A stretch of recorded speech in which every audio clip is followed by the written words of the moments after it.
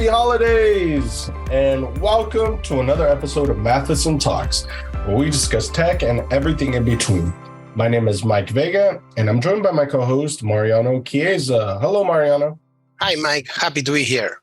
Thank you. Quick note, we will love to hear your comments, as we're always checking our Twitter and LinkedIn at Matheson Talks. This episode has been sponsored by Matheson Projects, Inc., a web development company, where we're actually offering right now a custom code and trading bot. Our bots can perform any or connect to any major trading platform, such as E-Trade, Robinhood, among others, and programmed to perform high-frequency algorithmic trading. It's perfect for those that want to take emotions out of their trading. You can check it out at fiverr.com/Matheson Studios. Also, for those who are hearing us for the first time, we invite you to check out our previous episodes where we have discussed cybersecurity, data protection, how to fight hunger with AI, and much more. You can find them on all major podcast platforms and YouTube by simply searching Matheson Talks. In the third part of the series, we'll delve deeper into the UN's 2030 agenda, the Sustainable Development Goals. These are the blueprints to achieving a better and more sustainable future for all. These goals address the global challenges we face, including poverty, inequality, climate change, environmental degradation, justice, and peace. Our ninth point out of the 17 is industries, innovation, and infrastructure.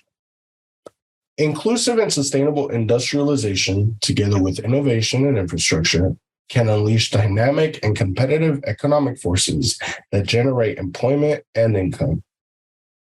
They play a key role in introducing and promoting new technologies, facilitating international trade, and enabling the efficient use of resources. However, the world has come a long way to go until it's able to tap this potential fully. The least developed countries in particular need to accelerate the development of their manufacturing sectors if they are to meet the 2030 target and scale up their investment in scientific research and innovation. The growth of global manufacturing has been steadily declining, even before the outbreak of the COVID-19 pandemic. The pandemic is still hitting manufacturing industries critically and causing disruptions in global value chains and the supply of products. Innovation and technological progress are key to finding lasting solutions to both economic and environmental challenges, such as increased resource and energy efficiency. Globally, investment in research and development, R&D, proportionally to GDP has risen from 1.5% in 2000 and 1.7% in 2015, and it's remained almost unchanged in 2017. However, that constituted less than 1% in developing regions. In terms of communications infrastructure, more than half of the world's population is now online, and almost the entire global population lives in an area that's covered by a mobile network. It is estimated that in 2019, 96.5% were covered by at least a 2G network. The coronavirus pandemic has revealed the urgent need for more resilient infrastructure. The Asian Development Bank notes that the critical infrastructure in that region is far from acceptable in the case of many countries. Despite the rapid economic growth and development the region has experienced over the past decade. Added to this fact, the Economic and Social Survey of Asia and the Pacific highlights that making infrastructure resilient to disasters and climate change will require an additional investment of $434 billion per year. This sum might need to be even greater in sub-regions, such as the developing states in the Pacific Islands. Here at Matheson, our technology plays a fundamental role in industrialization and infrastructure deployment. One of the main reasons why the world kept going during the COVID-19 pandemic was thanks to the use of modern telecommunication infrastructure, as well as the development or improvement of video call platforms, and lastly, the expansion of the Internet of Things. It has become clear that the Internet of Things have improved the efficiency of our resources and has even affected the development of new logistics and distribution solutions. Here at Matheson Projects, we firmly believe that technology will allow in the future not only to overcome, but to anticipate future global crises. What's more, tech can even improve the conditions of many citizens economically and socially. That is why Matheson Projects has seen it to analyze the market and end consumer needs. That way, we ensure that we're bringing innovative state-of-the-art products that are useful in practice to everyone. Yes, I want to focus in the last part of the paragraph that says that we are trying to get innovative and state-of-the-art products, because innovation is the key to fight or to improve the industrial and the infrastructure so far, because you need to be clever in the usage of resources. You need to be, as far as I know, you need to be good in recycling, and that it comes with technology, Yeah, technology is so important, far in between. Even us as a technology company, we've had our setbacks with the pandemic, but we were able to overcome those setbacks, and it's all due to technology. So, that's why we're at the forefront and spearheading innovation across the board. Just to give an example, do you remember the first computer back in days, 8 megabits, not megabytes, was a really big hard drive with a high consumption, electric consumption. And now you can virtualize the same server to provide service to different customers. So you will waste less electricity, you will waste less resources to build the computer. They are smaller, they are cheaper, they consume less air conditioner to keep them cool. So everything is better, and it all comes with technology, and not always it's hardware. Now it's the software era. Oh, okay.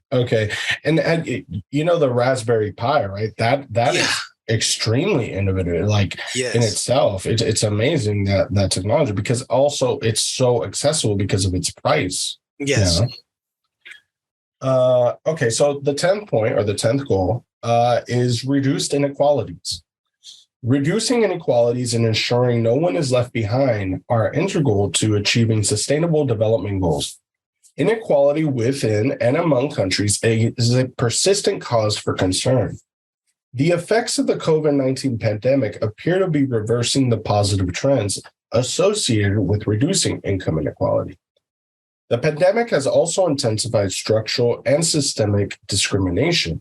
Emerging markets and developing economies are experiencing slow recoveries, which widens the disparities among income in different countries. The number of refugees and migrant deaths worldwide reached the highest recorded number in 2021. Meanwhile, the war in Ukraine rages on, forcing even more people to forcefully leave their homes, thus starting one of the largest refugee crises in recent history. This objective is related to others we had previously discussed, such as gender inequality and discrimination. The structural economic differences between developed and developing countries, and even entire populations. In other words, those citizens who do not have access to the same resources, such as drinking water or food, that others do. At Matheson Projects, we are committed to collaborating with whatever measures are necessary to reduce the gaps in equality. We do not discriminate against anyone based on their race, religion, color, or gender. We believe that all companies, and those which have yet to implement policies regarding discrimination and inequality, should follow suit. Yes, and it is important not only because it relates with the goal number 5, which is gender equality, but with this difference among the countries. You have high developed countries where the food is thrown away, and you have countries where people doesn't eat every day, and you have countries with a lot of coverage in 5G or 4G mobile networks, and you have other countries with 2Gs or satellite, because electric networks doesn't reach every town. So we need to be clever and try to match every country with the others, because if not, we are going to have always problems in developing areas. Yeah, I mean, think about it. Like, it sounds like a utopian future, but imagine if all countries were equal across the board in terms of innovation, access to technologies, access to, internet. I think we would have a very, very different world. Yes, actually, John Lennon said that in the 70s. Right. Imagine all the people. Yeah. Great song, by the way. John Legend, Imagine. Check it out, guys. Or John Lennon, not John Legend. Sorry, John Lennon. John Lennon. It's a legend, actually. He is a legend, right? Yeah. All right. The 11th point or goal is trying to find sustainable cities and communities. The world is becoming increasingly urbanized.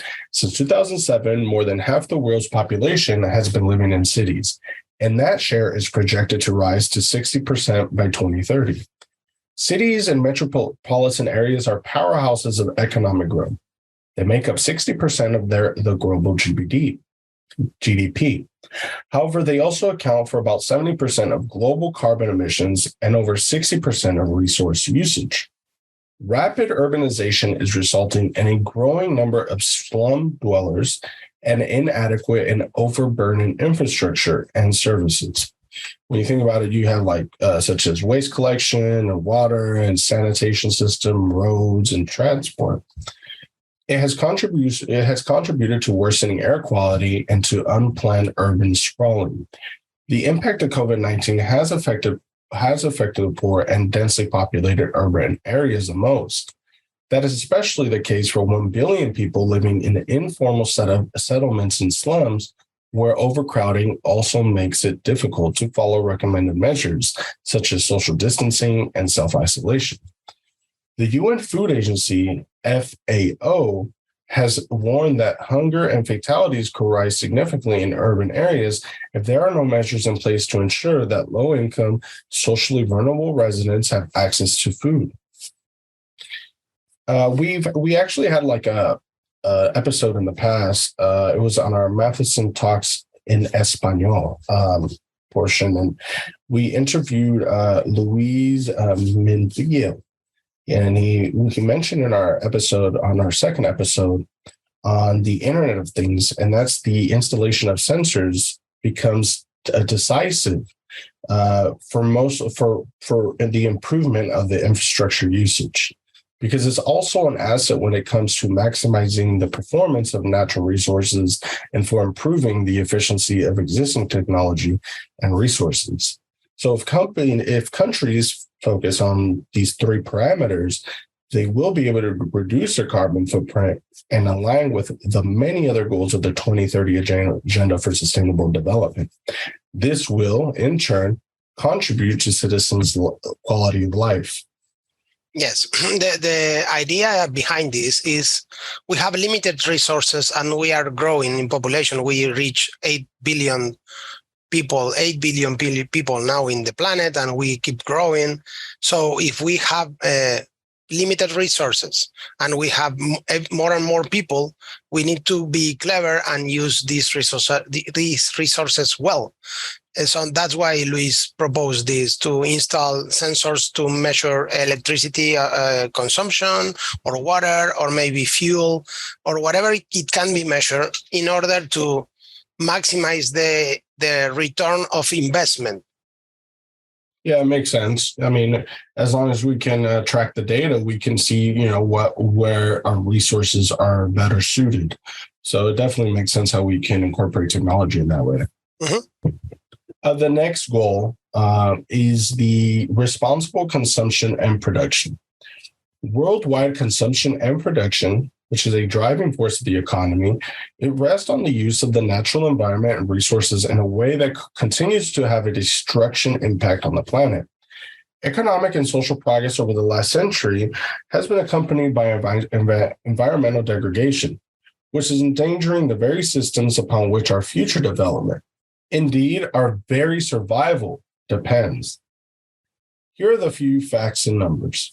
Each year, an estimated 1/3 of all the food that's produced, that is the equivalent of 1.3 billion tons, which are worth around 1 trillion, ends up rotting in the trash of consumers and retailers or spoiling due to poor transportation and harvesting practices. Another point, if people switch to energy efficient light bulbs globally, the world will save an annual $120 billion. The third point, should the global population reach 9.6 billion by 2050, the equivalent of almost 3 planets would be required to provide the natural resources that are needed to sustain most lifestyles. The COVID-19 pandemic has allowed countries to build recovery plans that could possibly reverse these current trends and change our consumption and production patterns. This could drive us toward a more sustainable future. Sustainable consumption and production is about doing more and better with less. It is also about decoupling economic growth from environmental degradation, increasing research efficiency, and promoting sustainable lifestyles. Sustainable consumption and production can also be contributed substantially to both alleviating poverty and to transitioning to a more low carbon and green international global economy at scale. In our episode with Samdeep Day, which we shared through Matheson Talks on our podcast, we learned that his company, Nosh Technologies, has an app that connects people who will throw away food that is edible but won't donate it to food banks. It also tracks food waste so people that are in need can benefit from what could end up going to waste. We believe that this is a path of responsible consumption. And we are now know for certain because the pandemic has provided very necessary insights.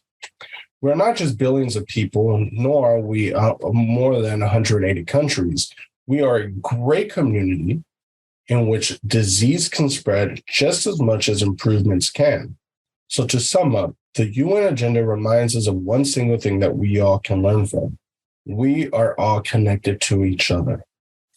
Yes, and we saw that with the previous goal with the sustainable cities, and this is directly related with responsible consumption, because if you are not using something, that shouldn't go to waste.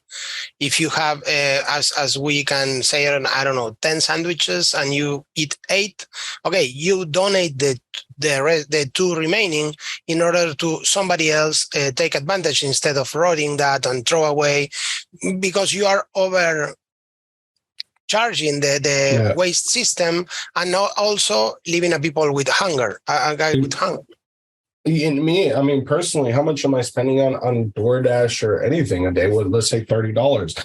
I will take a free sandwich over spending $30 any day for the same sandwich that I would have bought. You know what I mean? It's guys, for our audience, please, I implore you to check out Nosh Technologies, because what he has done, he's an AI researcher. What he has done with his company is absolutely incredible. It literally, and this isn't a hyperbole, could end world hunger. If governments implemented his technology, it quite literally could end world hunger. So check out. And the good thing about this is that this is an open source technology. So Sandeep is donating this to the world for the governments or other private companies use the same code to do the same all over the world. So with these kind of initiatives will actually change the whole map of consumption, and it will create a good spirit to help somebody else. Yeah, exactly. You know, in some ways, it's good to have a status quo on things that are working, but we should be more, adaptive to when things arise like this, like the food hunger. You know, we should be more willing to change and accept new technology. So, you know, what he has provided is a blessing of humanity, which I hope. And I think I remember in when we talked to him that. I think a government was checking out his technology or something, and they were trying to implement it on a low scale to see how it would work. But we're a long ways there. But I really do hope that his technology we find it in the future a lot more. Yes. So this concludes the third part of the series in the UN's 2030 agenda, the Sustainable Development Goals. There's still a few more points to cover, but we hope to have shed some light on some of the most important challenges facing humanity in the 21st century. If you have any feedback, suggestions, or just want to leave us a comment with your thoughts, be sure to check out our Twitter at Matheson Talks. And again, for you coders out there, if you want to check out our Matheson Studios, we're offering a custom coding trading bot. Connect to any of the major trading platforms to perform your high-frequency algorithm trading. You can check it out at fiverr.com/Matheson Studios. And again, we'd like to wish you and your loved ones a very happy holidays. Yes, happy holidays, guys. Thank you.